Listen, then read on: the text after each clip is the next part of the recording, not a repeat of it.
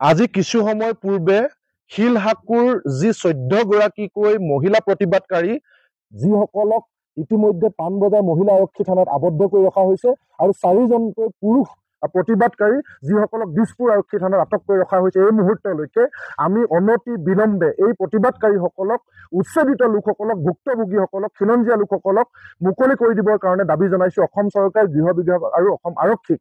আমাৰ স্পষ্ট কথা, মুখ্যমন্ত্ৰী ডাঙৰীয়াৰ কাৰণে অতিকৈ আচলতে লাজ লগা কথা যে যিগৰাকী মুখ্যমন্ত্ৰীয়ে কৈছিলে যে খিলঞ্জীয়া যুৱক মাটিৰ অধিকাৰ দিব, যিগৰাকী মুখ্যমন্ত্ৰীয়ে থলুৱা লোকৰ নাম লৈ জাতি মাটিৰ ভেটিৰ কথা কৈ ক্ষমতাৰ শাসনৰ গাদীলৈ আহিছিল, সেইগৰাকী মুখ্যমন্ত্ৰীয়ে ক্ষমতাৰ গাদীত মুখ্যমন্ত্ৰীৰ আসনত 2021 চনত বহাৰ পাছতেই 2022 চনৰ পহিলা ভাগতে গুৱাহাটীৰ মাজমজিয়াত 100% খিলঞ্জীয়া, থলুৱা, বৈধ আৰু জনজাতীয় লোক যি 1203টা পৰিয়ালক গৃহহীন কৰিলে, উচ্ছেদ কৰিলে, বৰ্বৰভাৱে আক্ৰমণ কৰিলে।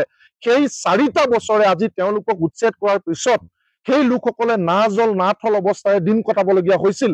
কেইবাবাৰো আলোচনাৰ বহাৰ পাছতো তেওঁলোকক উপযুক্ত ক্ষতিপূৰণ প্ৰদান কৰা নহল। আজি 4টা বছৰে তেওঁলোকক বিকল্প স্থানত সংস্থাপন দিয়া নহল, যাৰ কাৰণে আজি উপায়হীন হৈ 4টা বছৰৰ পিছত এই হিমন্ত বিশ্ব শৰ্মা চৰকাৰৰ শেষ হওঁ অৱস্থাত শেষৰখন বিধানসভা অধিৱেশন 25 নৱেম্বৰ তাৰিখে হ'ব।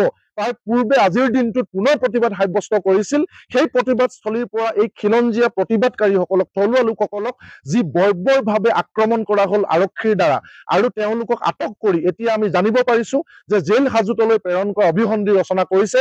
ইয়াক আমি কঠোৰ ভাৱেৰে নিন্দা কৰিছো আৰু অনতি বিলম্বে মুকলি কৰি দিবৰ কাৰণে দাবী জনাইছো। আমি অসমবাসী ৰাইজক জনাব বিচাৰিছো, এইগৰাকী মুখ্যমন্ত্ৰীয়ে এহাতেদি অচিনাকি মানুহক উচ্ছেদ কৰা বুলি কয়, সন্দেহযুক্ত লোকক উচ্ছেদ কৰা বুলি কৈ বাহ লয়, কিন্তু অন্য হাতে গুৱাহাটীৰ মাজমজিয়াত 1203টাকৈ খিলঞ্জীয়া, জনজাতীয়, ভূমিপুত্ৰ, থলুৱা লোকক এই ধৰণে উচ্ছেদ কৰি 4 বছৰে যি ধৰণৰ থলুৱা বিৰোধী নীতি তেওঁ লৈ দেখুৱালে, তাক আমি ধিক্কাৰ জনাই আহিছিলো। আৰু সেই গোটেই প্ৰতিবাদ মষিমূৰ কৰি আজিৰ দিনটোত আৰক্ষীৰ দ্বাৰা যি ধৰণে আক্ৰমণ কৰা হৈছে, ইয়াক সকলো ৰাইজে নিন্দা কৰক আৰু সকলো ৰাইজে মাত মাতক। আৰু অনতি বিলম্বে যদি এই প্ৰতিবাদকাৰী উচ্ছেদিত থলুৱা লোকসকলক মুকলি কৰি নিদিয়ে আজি অনতি বিলম্বে, তেতিয়াহ'লে কিন্তু অসমত ভয়াৱহ পৰিস্থিতিৰ সৃষ্টি হ'ব আৰু হিমন্ত বিশ্ব শৰ্মা আমি মুখা খুলি দিম।